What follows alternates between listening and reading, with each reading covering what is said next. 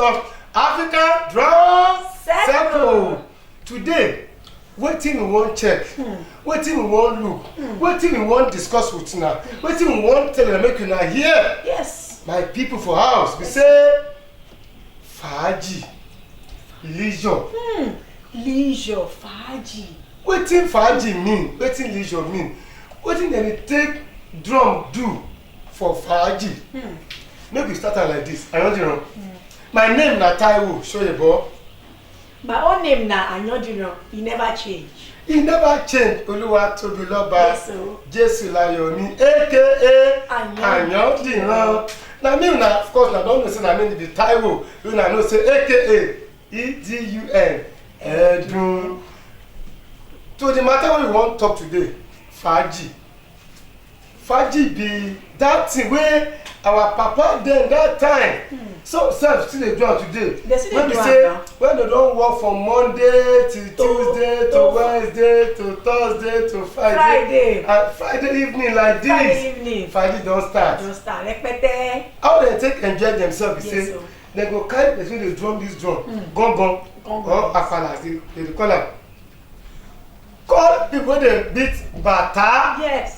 Call alagogo, call oníṣẹ̀kẹ̀rẹ̀. Ṣẹ̀kẹ̀rẹ̀ people. Okay, make dem stand in front of them, make dem do a thing. Make dem dey play music, dey knack the drum. All kind of percussion, kind of, sequence like that. You go come dey make sense as they go dey jollificate. They go dey ah. This wey even make the things dey sweet me. Be say when they start, the drummer go dey take drum dey talk. Dey talk. Their head go dey swell. For instance, if the man wear agbada, yes, the gong say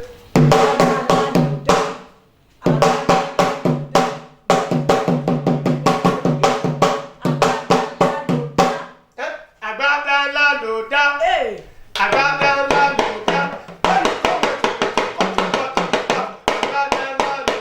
That is to say, the person wey the drummer dey drum for na big regalia wey Yoruba dey call agbada. Na the person do wetin, na the person wear.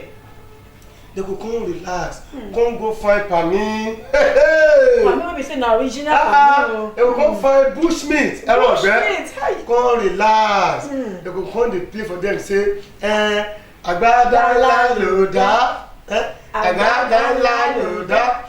Bẹ́ẹ̀ni kan wọ ṣòkòtò kó tún wọ kíjì pa ọ́, agbada la lo da. They go say, bàbá ni bàbá ń jẹ́, bàbá ni bàbá ń jẹ́, bá tàkìtì kí ẹ forí sọlẹ̀, bàbá ni bàbá ń jẹ́. Na so our papa that time dey coole, dey do their fàájì, dey do their leisure, dey go come relax, come do wetin, come put their mind coole. As dem dey chop the bushmeat, dey go dey drink the pami. The pami joy say today I go enjoy myself. Because this life na wetin I want. Ayodiro, wetin our papa nowadays dey take coole. Na so our papa nowadays most of them you dey see them for bar. You go see them for bar. The pami blessing they don come change am now. They don change am now to beer, to stout. You know say how the thing dey change. People dey drink now. They dey drink now. Wetin wey me I dey want make we tell them be say make you go back to this level of enjoyment. Because one, the thing get three things wey I wan make you look into.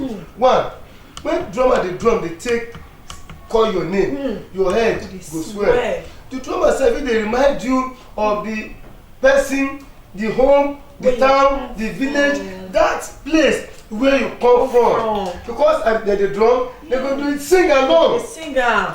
That's one go make you remember say so I be Ijebu, I be Ondo, I be Ekiti. So na so dem dey take do my oriki for my town. Then you go know the son of who you be. Make we enjoy, make we recall, make we bring back that fàájì wey bata, gangan, dudu dey do for us. Before we go, make we do small fàájì for una. Hey!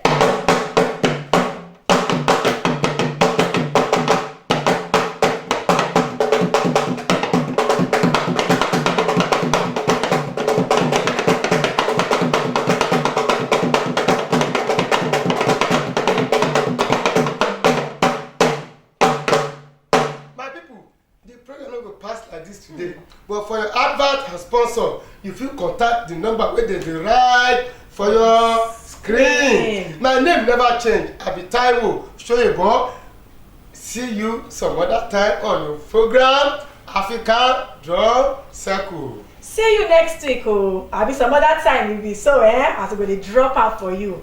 Now, I know you know, my money no be change. Never, then go use that person do me. See you next time. Watch African Drum Circle.